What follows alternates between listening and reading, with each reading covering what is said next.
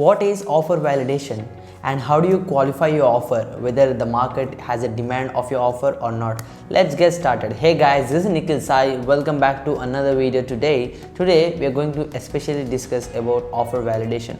How do you validate your offer? How do you know whether there is a demand of your offer or not? How do you know if they're interested in your group coaching or maybe your mastermind or maybe your course? Let's get started.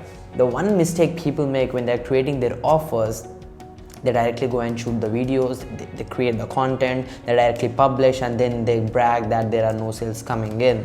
The simple reason is you didn't test the market.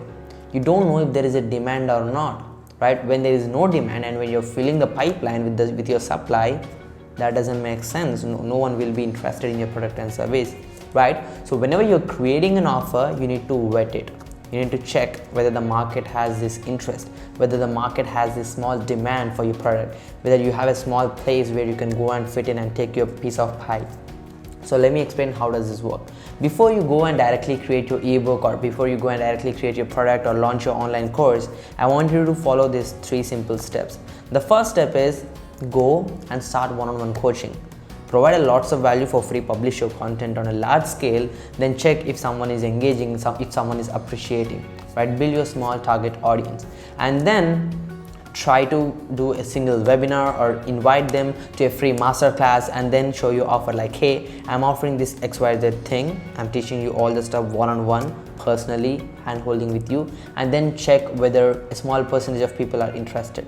Maybe I would recommend at least do 10 one-on-one coachings in person.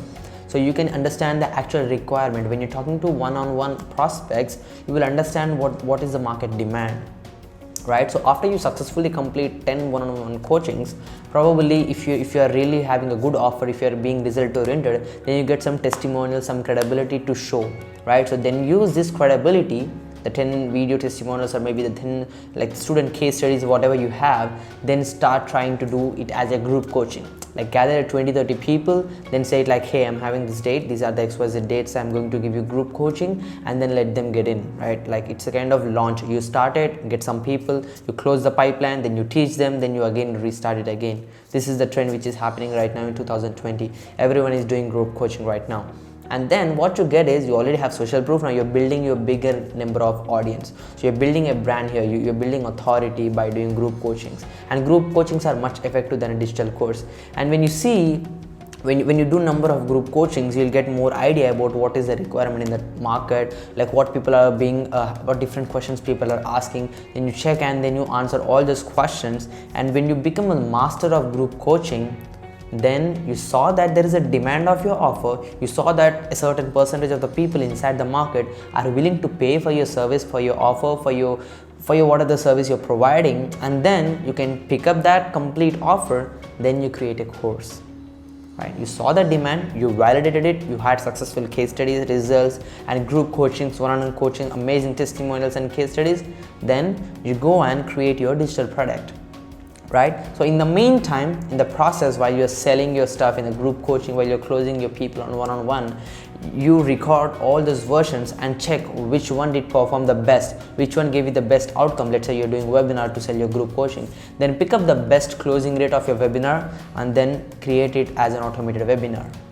Then you sell your digital access for a cheaper price. Maybe it could be like $997 or maybe like $497, whatever the offer you're putting out, right? Create a value stack, create an irresistible offer, then show it as a digital access, use the best webinar you did, and then just close it, right? As simple as that. So don't just go and shoot all the content and then just price it at $997 and don't try to push people to the webinar. People are not going to buy because you never tested it out. You never know if the market has the demand or not. So go, try one-on-one, get some results, try group coaching, understand the requirement, then shoot the digital access, create the course, and then automate the webinar. Very simple. So this is a simple digital product offer vetting, like how you evaluate your digital product offers, right? It comes down to the similar thing for the service, right? The process is almost the same. You know the wheel right now, just go and spin it. Don't reinvent the wheel. Okay, so this is how the stuff works when it comes to offer validation. So whenever you have an idea to create something, don't just go and create. Check with one-on-one, check with group coaching, see the responses. Market always gives you signal what is in the requirement, then fulfill the requirement. That's how you make money. I hope this made sense, guys. So this is how offer validation works. Let me know if you have any more questions. Please comment down below, and if you're interested in any more topics, make sure to ask any questions. I would love to answer your questions. So this is Nikhil Sai signing off. Peace.